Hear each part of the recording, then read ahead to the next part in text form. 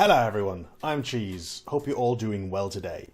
And today's order of business is Paripi Kome or Ya Boy Kongming, whichever name you prefer. It's a manga series by Yuto Yotsuba that has now finally received its first anime iteration, and that first season is what we will be looking at today. Now, I've covered Ya Boy Kongming quite extensively on the channel, both a first impression as well as some episodic reaction videos, and if you have seen any of those, I am sure you are well versed in what is my opinion of the show by now, but that's still not going to stop me from doing a full review now, is it? On that note, let's have a closer look at what Kongming is really like. It is a story about youthful energy, friends, growth, dreams, music, and most importantly, really good vibes, all spiced with intellect, strategy, and the psychological manipulation of your fellow man. And at the heart of it all is Zhuge Liang, also known as Kongming, or by his Japanese name of Shokatsukome, a legendary strategist from the Three Kingdoms era of China, most known for his ingenious yet ruthless stratagems, and famous for battles like the Red Cliff, where it was Kongming's stratagems that led Liu Bei to victory against Cao Cao even when faced with insurmountable odds. Kongming, the Crouching Dragon, eventually became the Chancellor and Regent of Shu Han and is now often referred to as the greatest strategist of his time, compared to the likes of Sun Tzu, the author of the world-famous Art of War. Now, Kongming's exploits during the Three Kingdoms period play an important role in the story, to an extent. In the anime, he uses his famous stratagems, along with his charming personality and inhuman intellect, to conquer the music business of modern-day Japan. They used to show how human nature has not really come that far from the grim darkness of our past, although be it slightly more civilized and concerned for the lives of others.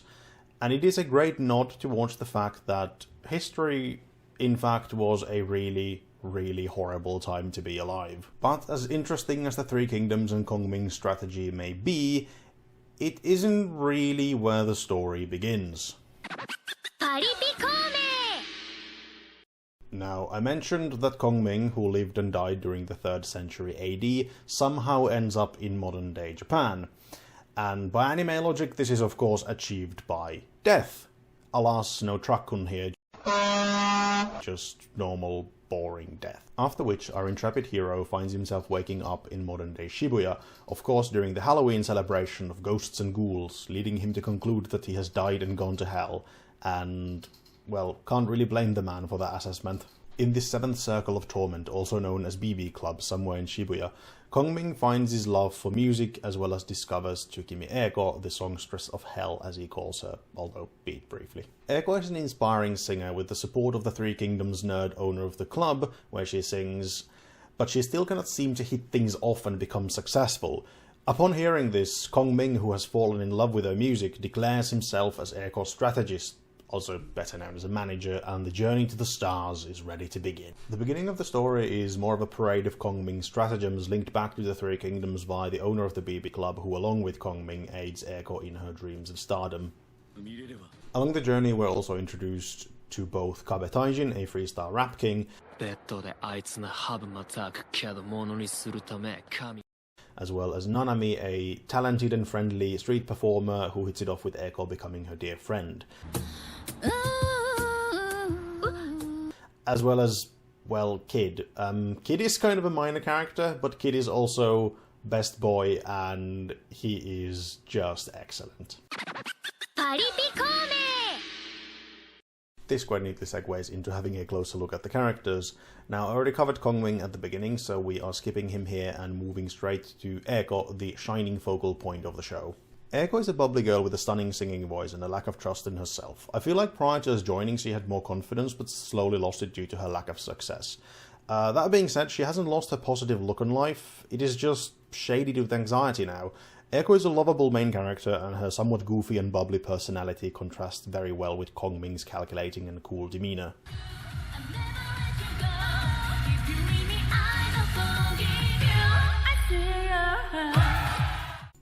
What of the second supporter of Eiko? Owner Kobayashi of the BB Club. Well, he is a very eccentric man with not a huge amount of screen time, and he predominantly exists to explain Kongming's stratagems to us mere mortals.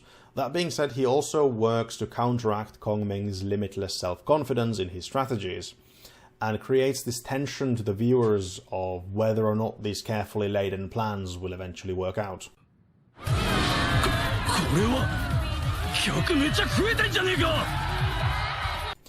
Last but definitely not least are the three other musicians that play a pivotal role in Echo's story, and all bar one somehow ended up being saved from some kind of a predicament by Kongming in one way or another. The first of which is the king of freestyle rap, Kabe Taijin, or Kabe for short. Now, Kabe was brought low by the stress of being at the top of his game constantly and winning all of his battles. And with the help of some ancient medicine and carefully laid-in plans from Ya Boy Kongming, the king is back and now singing with Echo.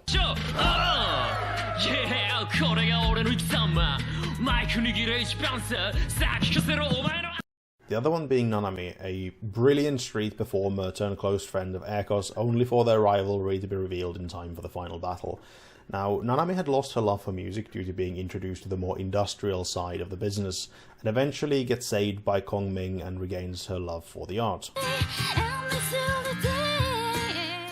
And then we have Steve Kidd, the rather peculiar world-famous DJ, arranger and composer.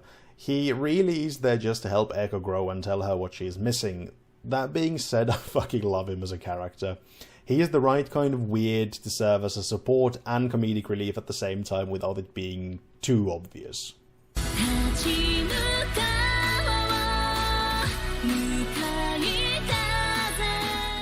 All in all, every character in the show really is brilliant.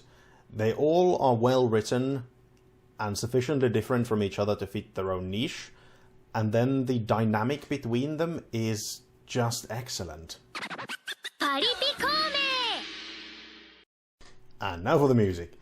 Now, the music plays a pivotal role in Ya Boy Kongming. I mean, it is an anime about the music industry.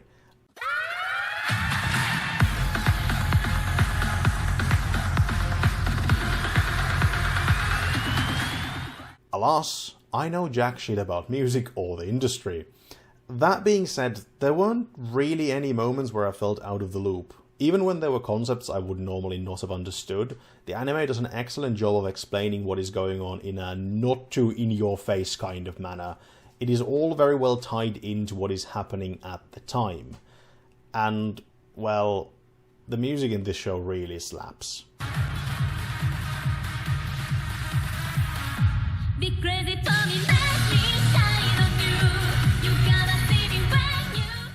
Although, one downside I will have to say is that there is an extraordinary amount of time always dedicated to one style of music.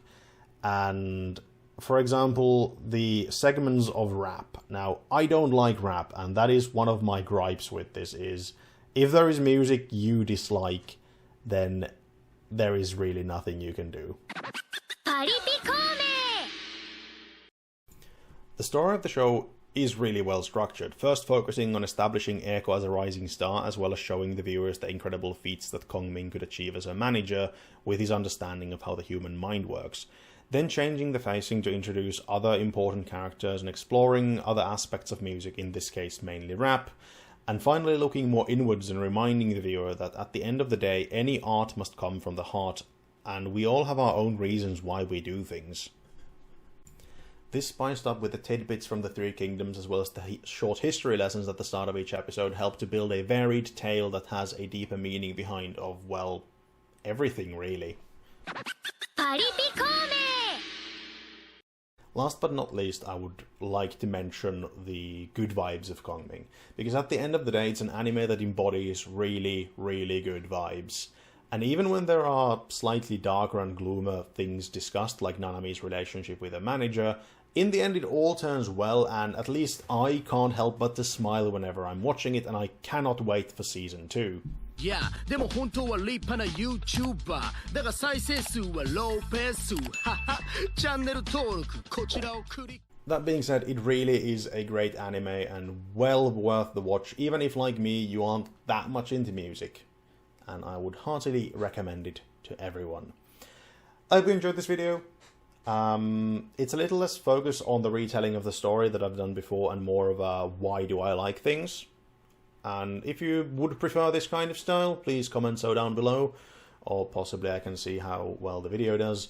I don't know. But I have been Cheese, and with this I bid thee farewell, and I hope to catch you guys next time. Ta-ta!